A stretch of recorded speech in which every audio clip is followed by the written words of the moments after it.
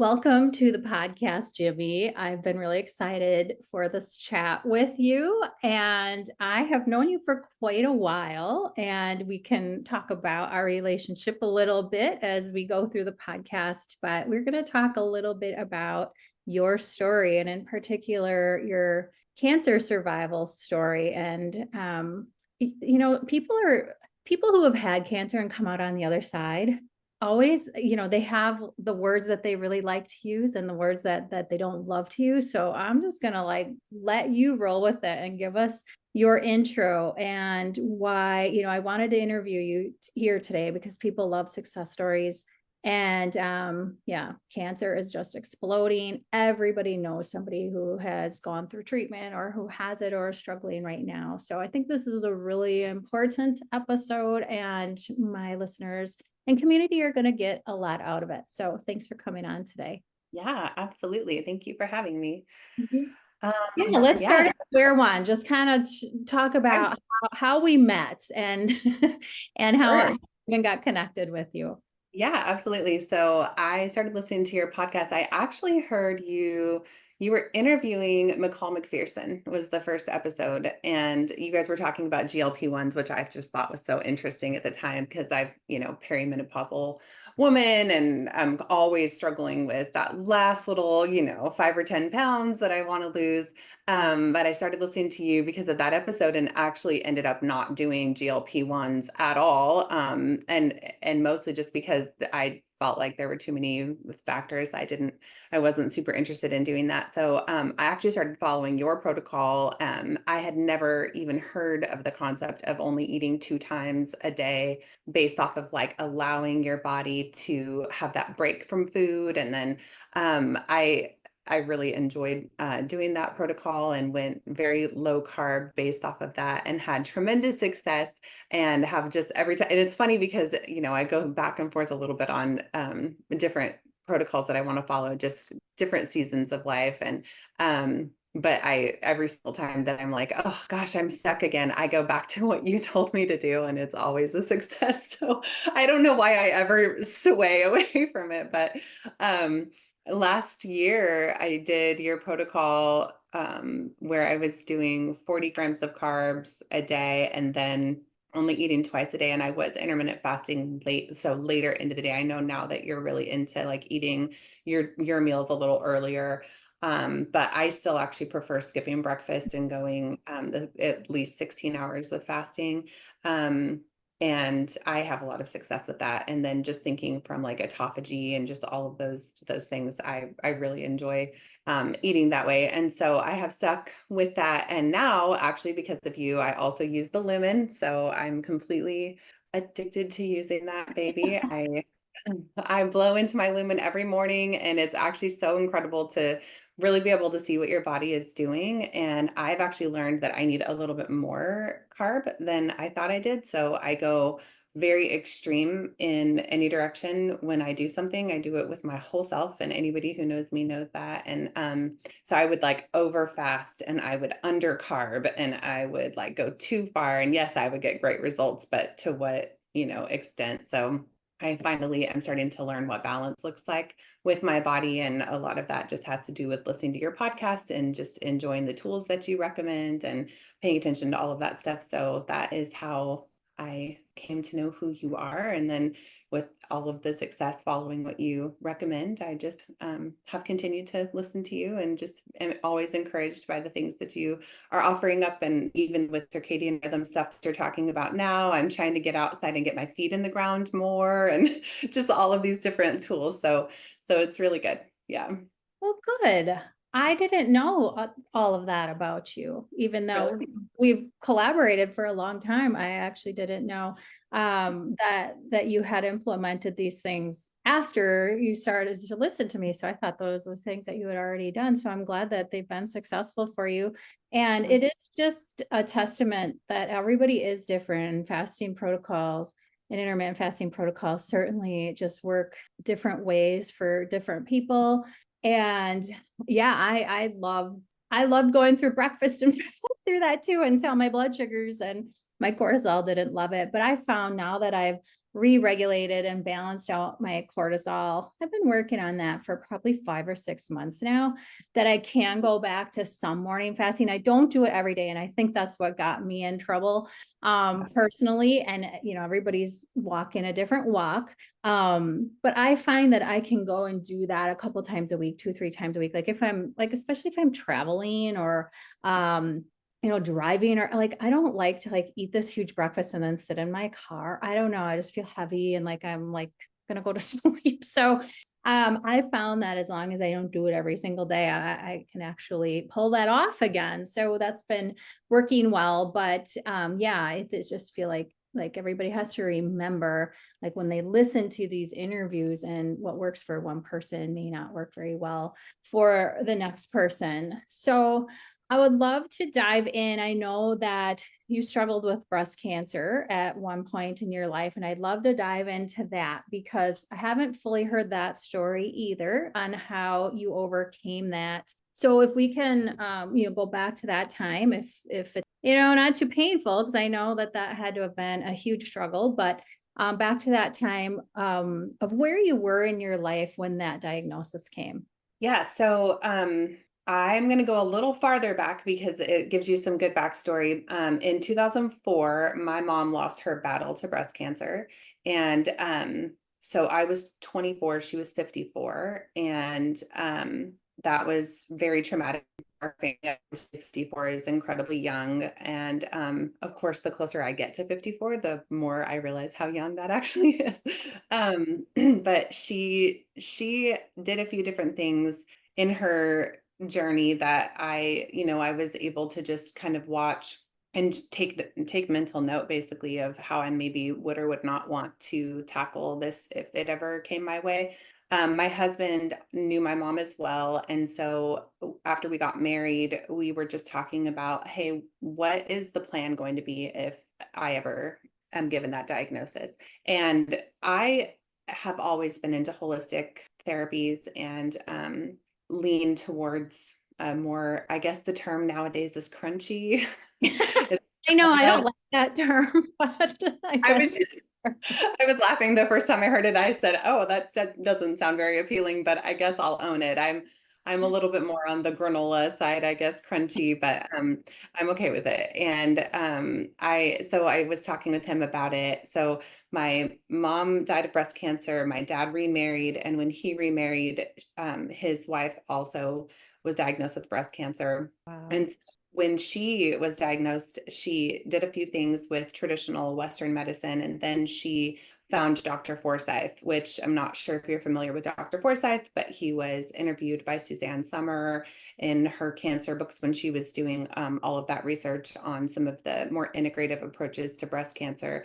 So my stepmom went to him, and so I thought that was interesting. She shared with me some of the things that he does, and I sort of just stuck that in the back of my brain as, okay, well, if I ever need to worry about this, I guess, maybe he's an option. So in 2020, I flopped down in my bed, and we were living in Reno, Nevada. And I don't know why, for some reason, the way that I plopped, my hand actually landed on my left breast, and there was a seriously large lump in my breast. And I mean, I could feel it, and I was shocked. And I was upstairs in my house. So I texted my husband, this is ridiculous, this day and age where I'm texting him instead of just yelling down the stairs.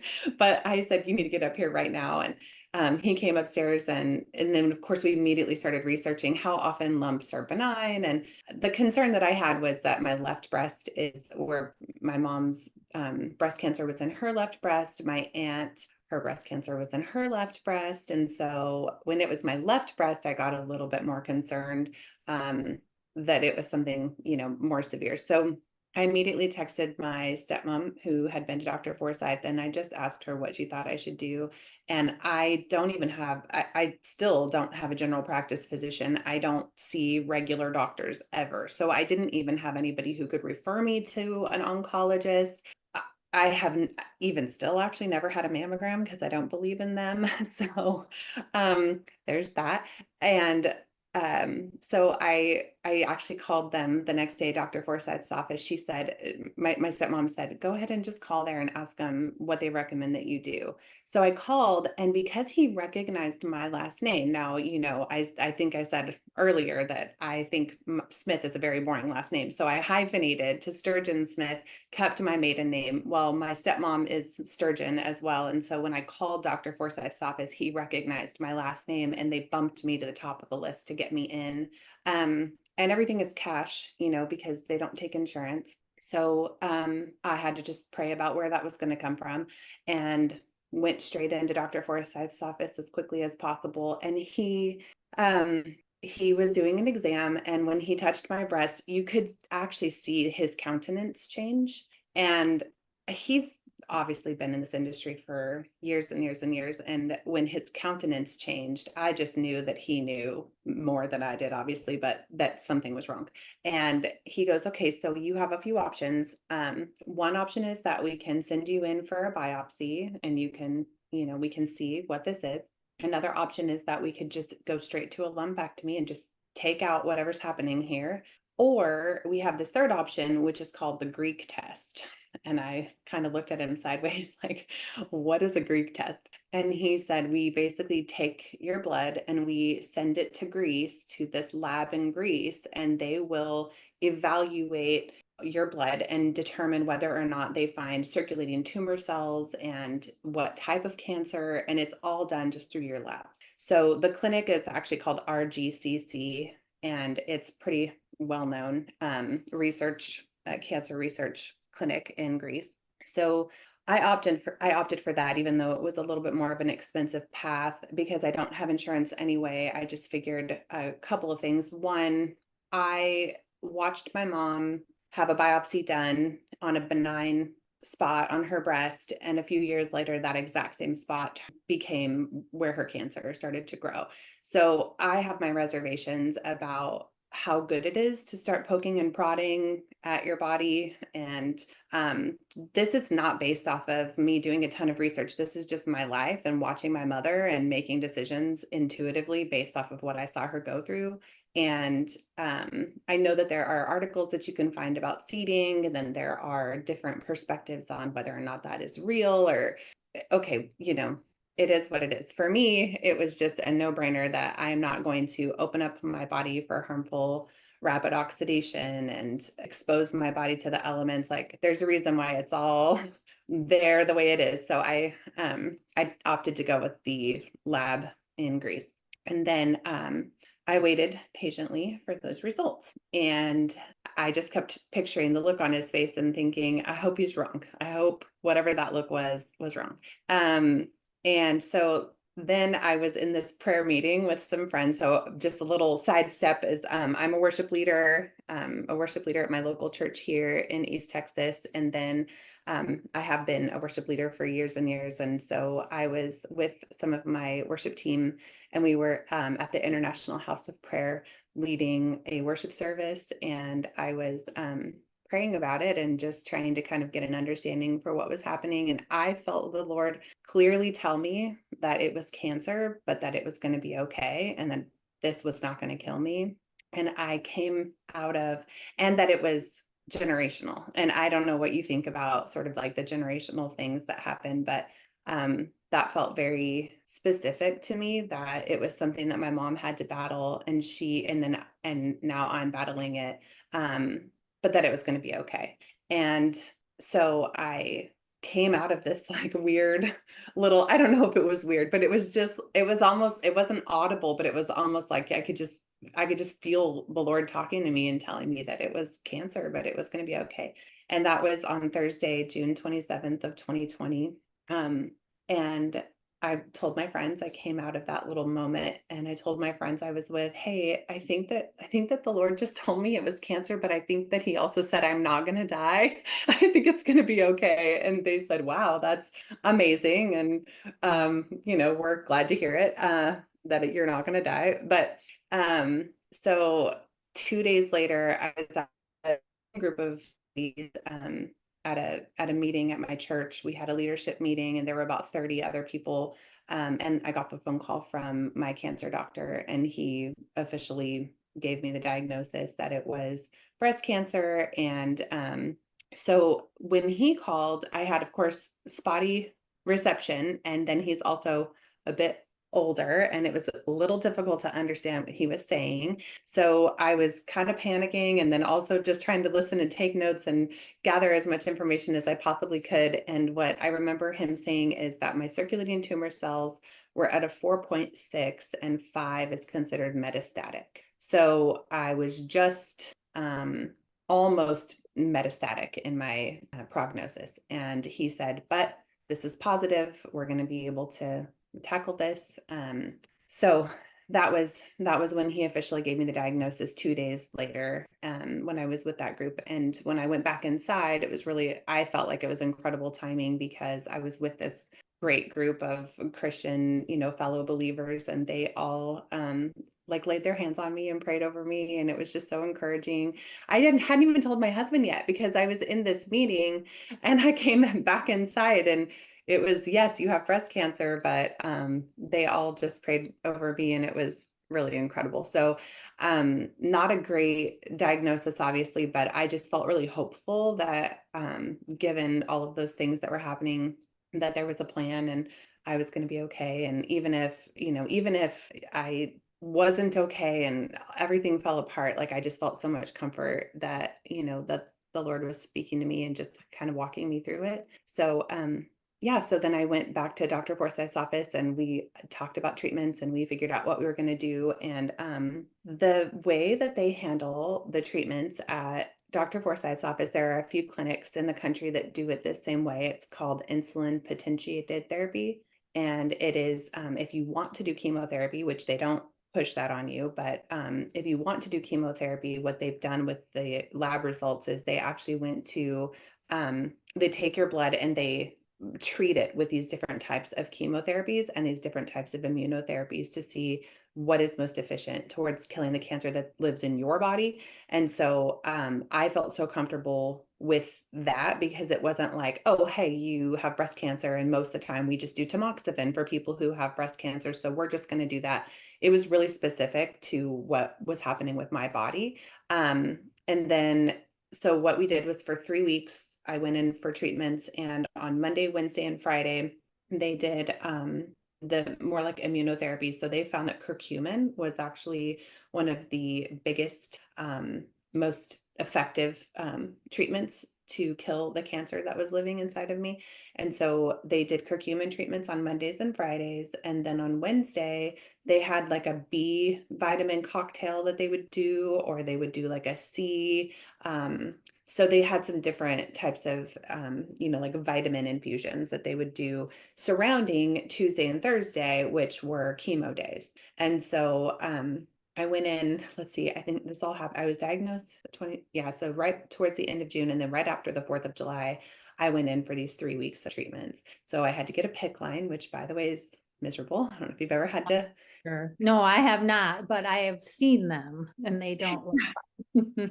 No, it's absolutely the worst. And it was during COVID. And so, it was additional protocols and masks and the whole thing. And it was just all very, very daunting to go through that. But Was I it started. like your sternum area? Yeah, they went in through, yeah. So it wasn't the port. The port is the Okay. one where it goes. Yeah, the PICC line goes in through the arm, and then so it hung out of my arm for the 3 weeks that I was getting those treatments. But they explained to me what would happen if I was getting infusions of chemotherapy and did not have that, and I was not about that life. So yeah, so I went through. Sitting there forever, right? Hours and hours. Yeah. Yeah, yeah. So, so on Tuesdays and Thursdays, they would have me fast, and then which, by the way, I followed your fasting protocol, but I am no stranger to fasting. So that was not difficult for me at all to go in fasted. But they'd So have the me come. whole day, Tuesday and Thursday, you fasted? They would have me come in a fasted state in the morning, and they would always try to start my therapies in the morning. But Okay. the biggest thing is the IPT. They actually they give you about 10% of the dose of chemotherapy that would a traditional doctor would give you, and Okay. then they partner that with insulin, because cancer cells have 19, I believe I'm getting this correct, 19 insulin receptors on them. And so when they see insulin, they get all excited and they're Yeah, like, yeah. ooh. That makes sense. Yeah, so the idea is sort of like a Trojan horse. You send the chemotherapy in with the insulin, and then it goes straight to the The cancer. acid so that your other cells are down regulated. Yeah, Yes. yeah. Yes, that makes sense. So yeah, it was really so effective, and it does not feel good. It was not an enjoyable experience, and I feel absolutely terrible for anybody who goes through chemo, when it's full dose, because even just at 10%, it was absolutely miserable. I did lose a little bit of hair, but I didn't lose a lot of hair, which was great. I kind of like my hair, so I was Yeah. going to be Most people do want their hair. Yes. yeah, yeah. I was like, I'd like to keep this, thank you. So yeah, so we did that on Tuesdays and Thursdays, and then after I was done with those 3 weeks of treatments, they had me on oral therapy every other week for about 3 months. When I went back in to get an MRI done in February, so February of 2021, there was no more tumor at all. So we had gotten rid of the tumor completely without surgery and without yeah, so just with those therapies and chemo, and we did do some of the Western medicine stuff, but paired with immuno support. So I just felt really confident that I was making the right decision. And when I went in February, the tumor was gone, but the part that I think has been a little like tricky for me to even get my brain around is when I went back in to get my circulating tumor cells checked again. They call it an onco count. They weren't down very much compared to 4.6. I think I actually have a little list. I should have pulled it up. They only dropped by like 0.3. So it was like 4.3 after going through all of that. And I was so discouraged because I thought, And would I mean, zero be like you want zero or do you want just real low? Because I mean, we all have some circulating cancer cells. Is that correct? Like where do you want that? yeah, so my doctors now, they consider a 2 or below to be very successful, and they consider that to be remission for somebody who has been going through cancer. So I went from 4.6 to 4.3, and I was really sad because I thought, surely, I was so sure. I think because oh well, God Himself told me that it wasn't going to kill me, so certainly these are going to be. But no, it's still a slow process of your body trying to battle this disease. And so I think it was good from the perspective that since then I've had some people reach out who have decided to go the same route as me, and I've been able to encourage them, hey, you may not see those numbers drop as fast as you want to, but over time, over the process of time, if you're diligent, those numbers will continue to go down. So right now, I'm at a 2 after all these years. So I'm officially considered in remission from the holistic medicine perspective. But it's been interesting, and there have been a lot of dark moments. It's not like I've just been like, oh, happy go lucky, as it's going to be fine. I mean, there have been moments where I've questioned whether or not I heard correctly that it wasn't going to kill me. There have been moments where I've just sat and cried thinking, why isn't this going away faster? Um, and then, just thinking about how many people do lose the battle with cancer, what makes me different, or, think that I'm, you know, in any other position from anyone else, except for that I really truly have felt very confident in the decision that I made to not go get cut on. And I still have never had a mammogram, even after all of that. I just am not interested in having my breast squished and radiated. And so I really feel very confident that if anything were to happen, especially, we check my labs every 2 months. Actually, now we're back to 6 months, but initially it was every 2 months that they would check my cancer markers, and really they're just watching to see if anything doubles. They said, there's a little bit up and a little bit down is really normal, but if you see something go from, let's say the last time I had it checked, it was 18. My CA 2729 is the specific one I'm always watching, and it was at 18. But if it went from 18 and then doubled, then that would be a sign that I would need to go get that checked out and see what was going on. But it's never done that. It's always just kind of teetered a little bit back and forth through about 12 to 22 and then just stays in that little pocket. And then meanwhile, I do go get the onco count done, which is not inexpensive. And I get that done every year just to see what my circulating tumor cells are. Yeah. Yeah. Yeah, I would be right there with like if this I would do the same thing for Yeah. sure. That is one powerful story. I'm like just entranced with it. So yeah, lots of follow-up questions that I have. So how old were you when you got diagnosed? I was actually, I was 40. Okay. Okay. Yeah, I tell this funny, not so funny story. I was late, I would turned 40, and then I was laid off from a company that I was working for a long time, poured my heart and soul into. And then 3 months later was diagnosed with cancer. And in the middle of all of that, COVID happened. So I was like Yeah. a little So bit there of a were some trauma. definitely some stressors in there that may have perpetuated things a little bit faster than had those things not been there. Who, you never do, but what we know about cancer is that stress really takes, hits the immune system hard, and the immune system breaking down is really is really what is at the heart of cancer in most circumstances anyway. Okay, so you went with Dr. Forsyth, who was your holistic doctor, correct? You said? He's considered an integrative oncologist. Integrative. Okay. Okay. Integrative oncologist. Yeah, oh my gosh, those are probably hard to find, I would imagine. So it's great that you had one close to you. So, and you did the IPT therapy, which was 10% Mhm. or Mhm. 10% of what you would have got in the conventional system. Okay. Yes. And then you did high dose curcumin, which was intravenous, and vitamin B cocktail Mhm. around Mhm. that, and then fasting protocol around that. Just so Mhm. I'm getting like what your protocol. Okay. Yes. And fasting was Tuesday. So did you do like a whole day of fasting on Tuesdays and Thursdays prior, or you were just going and fasted in the morning? Going in fasted, yep, Okay. just for the Okay. specifically for the chemo treatments. They did put me on a protocol, an eating protocol outside of the fasting portion. Yeah. The Tell us fa about that.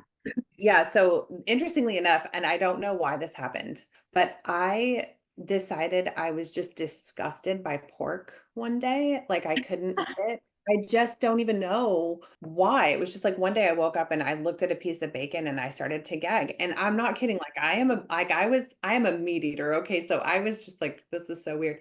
And so I quit eating pork, and then I was diagnosed with cancer. And when I went in to talk with Dr. Majed, he's still there at Dr. Forsyth's office, and he's just the sweetest man. And he sat with me for an hour and a half and just talked to me through all of this incredible stuff, how to eat and how to think.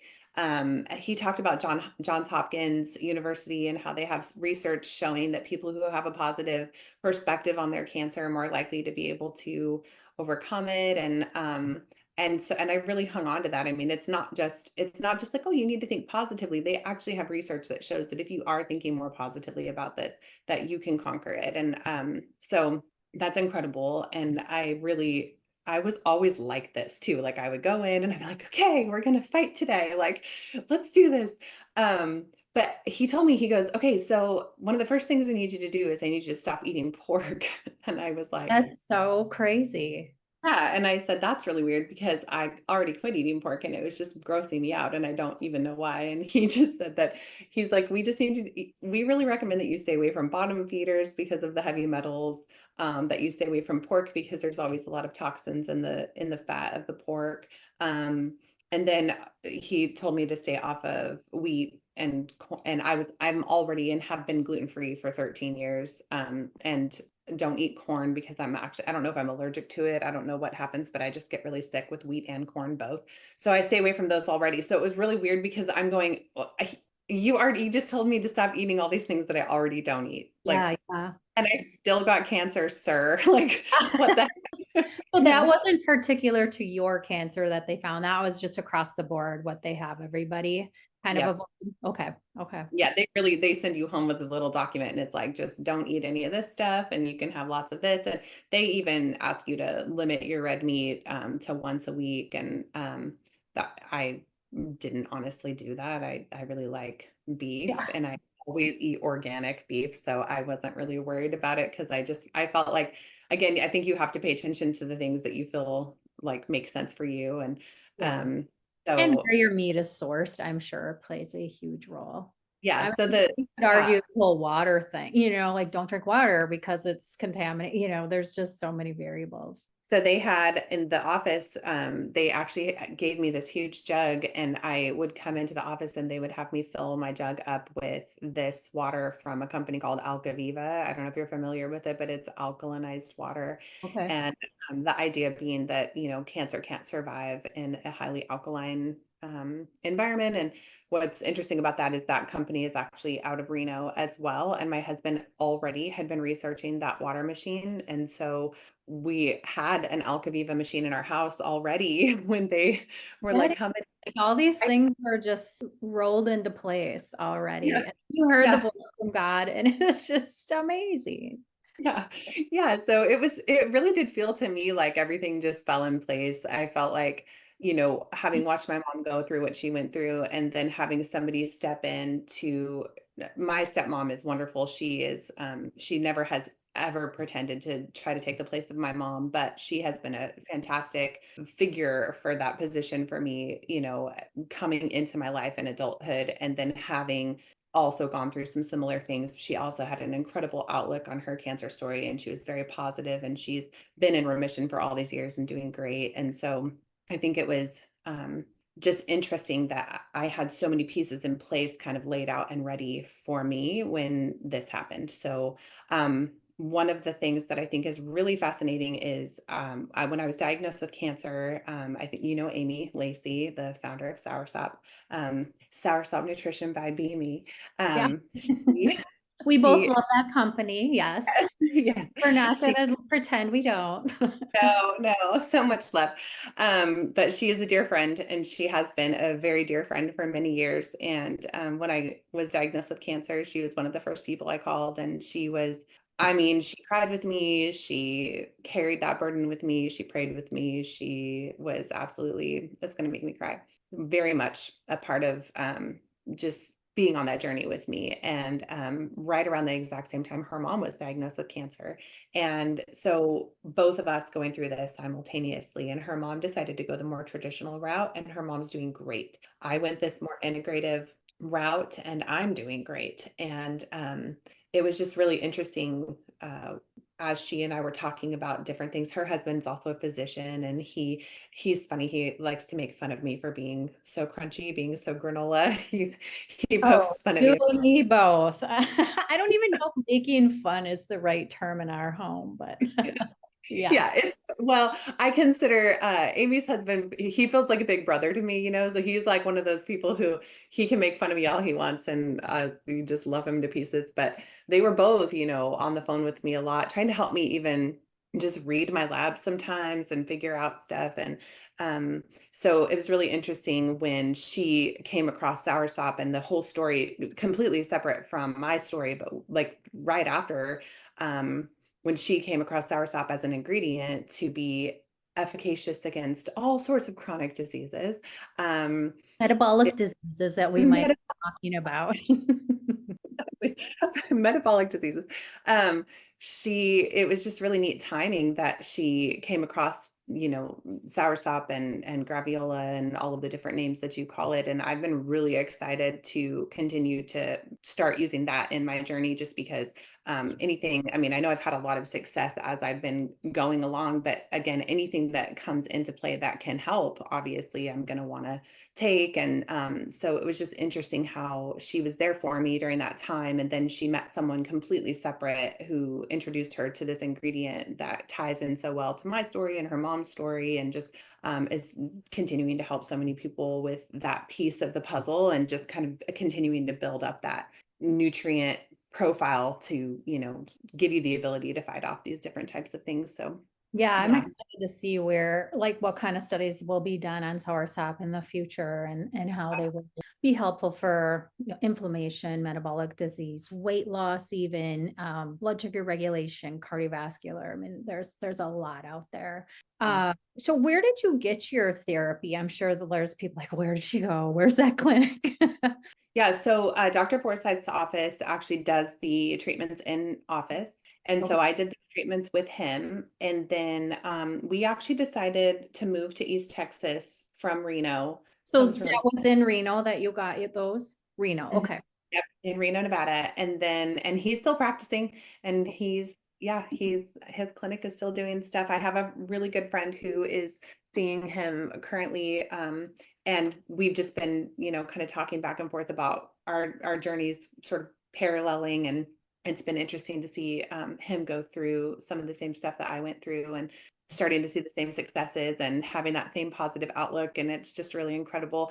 Um, However, since we decided to move to East Texas, I asked Dr. Forsyth who he recommended out here. And at the time, he had recommended an institute called Sanis Institute. And I can tell you how to spell that one later because it's not easy. Um, And is that something we can link in the show notes? yes, Yes. absolutely. Okay. However, so here's the thing, Dr. Kitsanis died between me moving out here. So I was really sad I didn't get to meet him, but his practice is still Okay. going.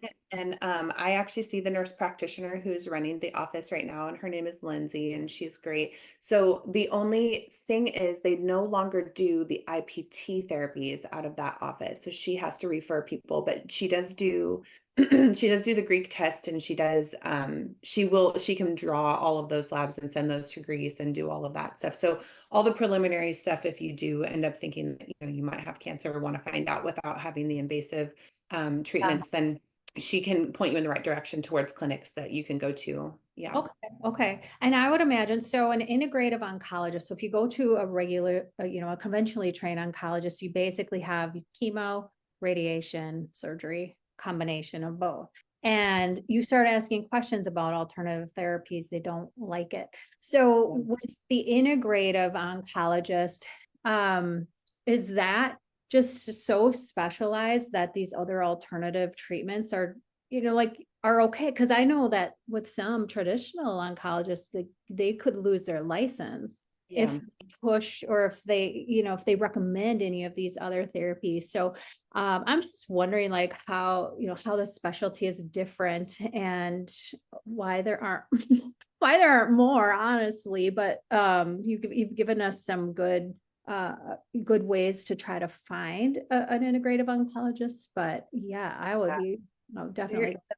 if you Google IPT, there's actually a clinic out of Arizona as well that a lot of people have been going to, and I don't remember the name of it, but I know literally if you just Google IPT therapies, all the places I think that pop up that will do it, you actually can find them on Google. They haven't suppressed that yet, so um, Yeah, I know. It's so hard. Well, I'm thinking of a friend right now who's in her 40s, who's close to me. She has stomach cancer, but I'm like, geez.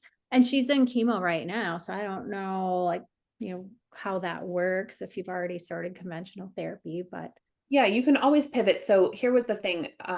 When I was sitting getting my treatments done, most of the people who were sitting there with me, this was their last ditch effort instead of their first decision.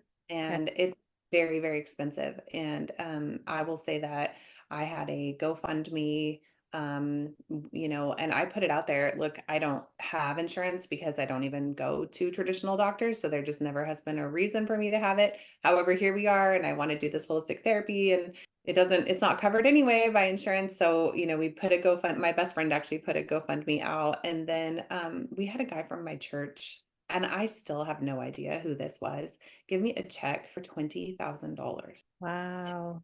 anonymously. And I mean, I was floored at just the generosity when people see that you're trying to make a good choice for your life. And so I really recommend, even though it's so expensive, don't let that scare you from, pursuing it. I really feel like if it's the right thing for you, like the money will just come. And I have no debt to my cancer like that. We pulled out all of our own savings. We had people contribute. It was really sweet how everybody just, rallied together. But it is, I mean, it's all out of pocket. So it's not cheap at all. Yeah. Um, that's the biggest deterrent. And that's the thing that makes me so sad is, insurance doesn't cover, they would have covered things like your lab draw and, Yeah. Yeah. some different things like that. My MRI, they would have covered. I didn't have insurance, but they would have covered it. But yeah, so I think that's one of the biggest deterrents is that people are like, well, we just need to go wherever our insurance covers, Yeah. you know, what we need to do. And I know I will be opening up Pandora's box with you if we get into how corrupt that whole system is Oh, with. yes, we've covered that on the podcast before. So, Yeah. yes, it really is. They get a lot of back pay as oncologists that most doctors don't, but just one of the small issues that is Yeah. healed. So I think that it's so sad because people who might make a choice for their health that is a little bit more proactive or maybe safer, but they're feeling like they have to make the safest choice for themselves. And Yeah, sometimes it looks like yeah, doing what insurance will cover because that yeah, just makes logical sense. And I understand that. And, people need to make the choice that feels the safest for them, when they're facing that type of diagnosis. But for me, I just kept thinking like it's just going to work out. I don't know. It's going to be yeah, fine. yeah, We'll figure it out financially. So, I do think that integrative oncologists are hard to find because, like you said, it's not really, I mean, you really have to be willing to go against the status quo when it comes to what everybody else is doing with cancer. yeah, And not accepted at all, like no, at all. and, Like, and we were told when I went with my mom, it's basically woo, like you are just asking to die if you don't go. Like they will put the fear in you, and it's tragic. I had so many people, I found out later that people were, behind my back kind of judging my decisions. And I totally understand because everybody's scared for you, Right.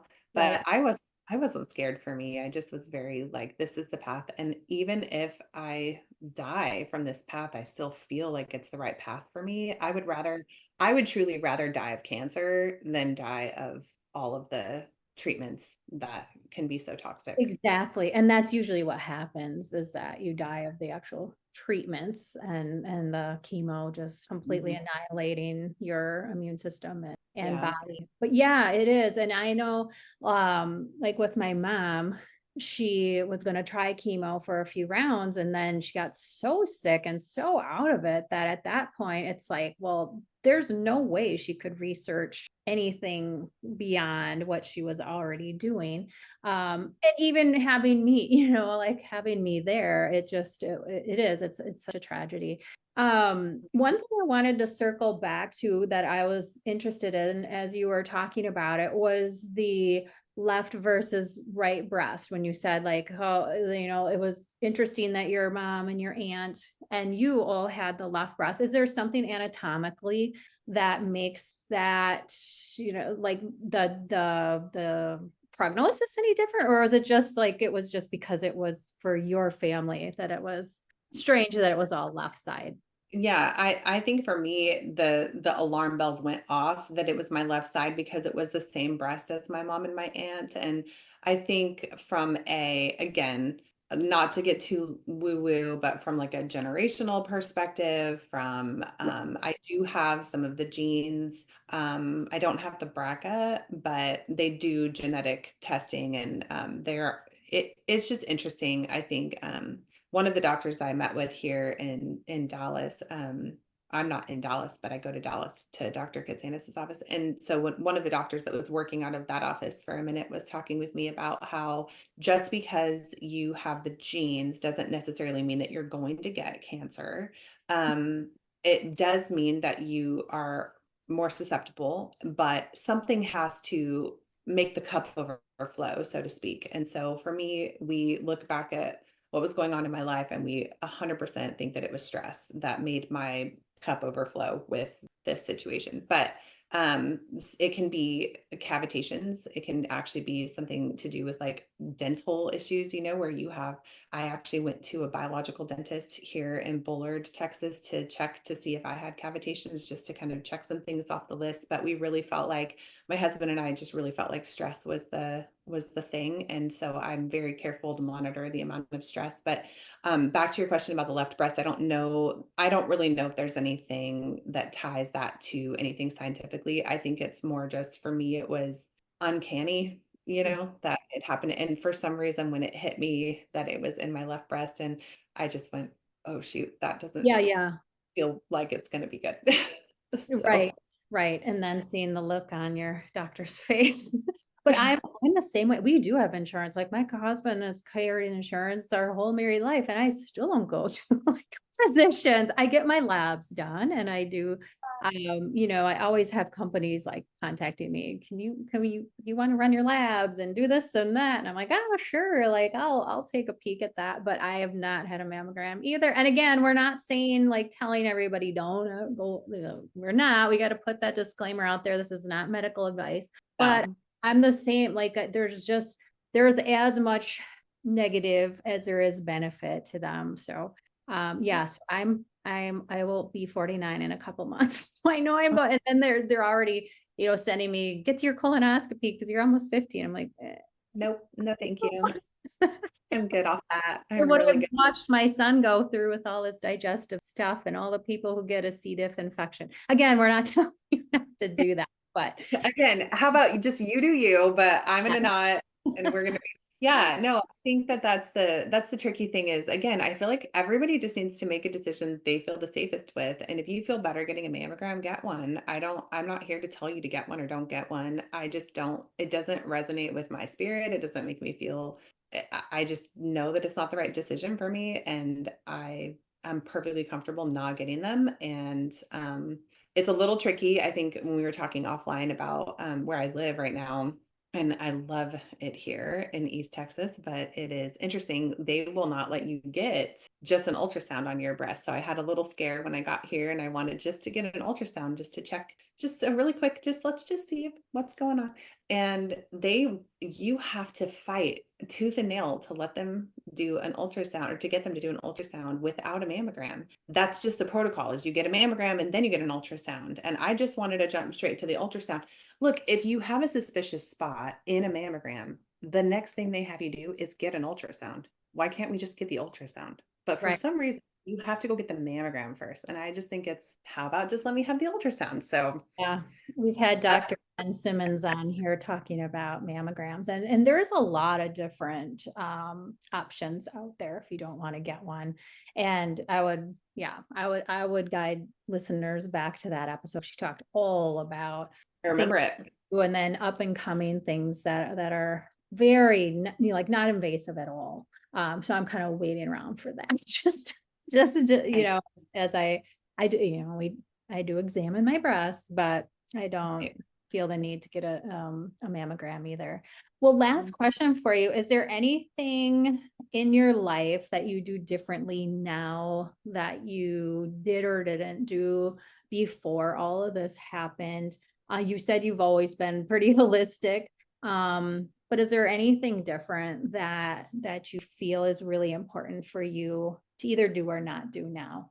Um, the biggest change that I've made, I think, is actually having confidence in myself to know what's right for me and not let other people's opinions, or I do my research and I study and I make sure that I feel comfortable with the decisions I've made, but I really follow my intuition a lot when it comes to my own health. I really truly believe in bio individuality. I think that we are all so different. I think that what's right for me may not be right for someone else. I don't, I think that's the biggest change I've made, is trusting myself and trusting my gut, and knowing that I have enough information, I have enough life experience to recognize. And honestly, I've biohacked myself a million different ways. Yeah. I know what works, I know what doesn't work when it comes to like losing weight or losing fat or trying to do these different things. And I think just finally, I just turned 45 on Thursday. And I really feel like that's one of the big lessons for me is trusting my gut on that. And I prayerfully consider my decisions. And I just truly believe that the Holy Spirit has his hand on my life. And I don't need to, I don't need to second guess some of these things. Some of it is just more intuitive than you maybe let yourself believe sometimes. A lot of people second guess, I think. And I think that it was Dr. Casey who has been talking a lot about listening to that, like, Casey in, me.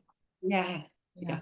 yeah. I really think she's so interesting. And I listen to her and she's really talking a lot about like, it's so important for us to pay attention to that, like, inner part of you that's saying like, something's wrong, something's wrong. And that's it. That's what I think has really changed for me because like you said, I was already eating the way that they told me to eat. I was already doing intermittent fasting to some degree with these different things. I mean, I think learning more about autophagy and learning more about mitophagy and all of those factors, but I think you can also get kind of overly obsessed with that stuff. And so Yeah.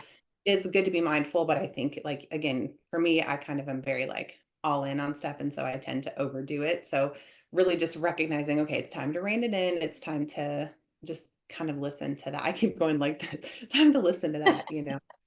Yeah, Dr. Casey means, man, she's a force. And all of the things that she says and writes, like I would encourage anybody if they don't have her book, Good Energy. If you want to learn about metabolic health, that's a good one. I always say, like, whatever she says and whatever she writes, like that's what I wish I could get out of my brain at the pace that she does, because I'm just like, oh my gosh, how does she recall these things so quickly? And just all the information that she has is just amazing. Yeah.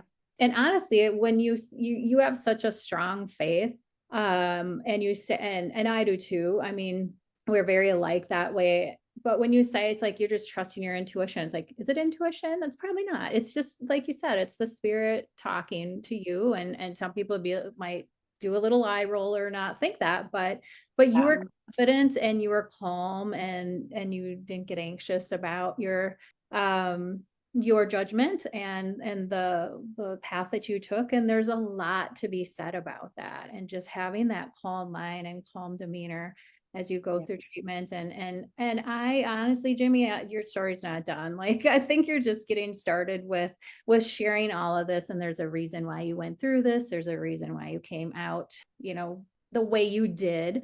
And I think we're gonna see why that is, as your life unfolds. So thanks so much for sharing your story. It was really inspirational. And I know a lot of people listening are gonna, grab different things.